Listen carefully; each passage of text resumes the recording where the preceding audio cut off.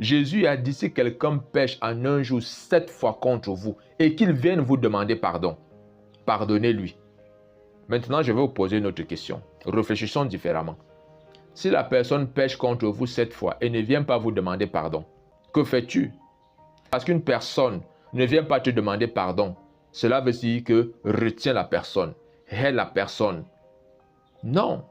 Jésus est en train de dire une chose. En réalité, que la personne vienne vous demander pardon ou pas, vous êtes déjà un homme en paix.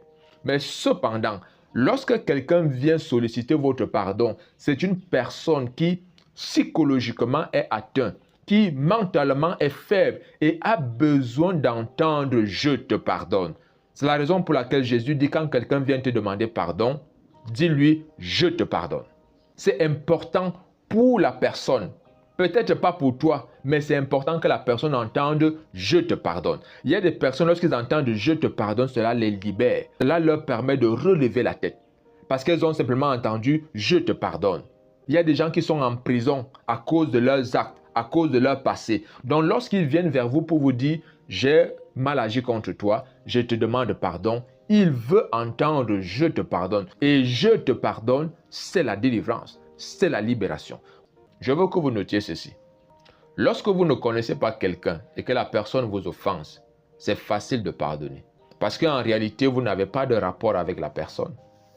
C'est facile d'oublier l'offense. Mais cependant, je veux que vous le notiez, il n'est pas facile de pardonner à quelqu'un qu'on connaît.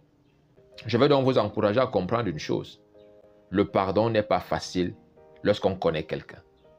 Parce que lorsqu'on est familier à quelqu'un, on se dit, il ne devrait pas faire ceci.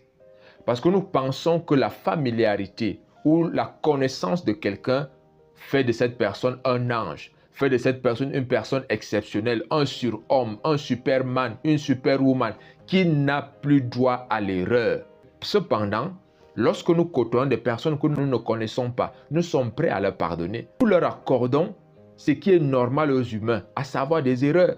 Parce que nous ne sommes pas en rapport avec eux. Mais ceux qui sont en rapport avec nous, et là je m'adresse particulièrement aux couples.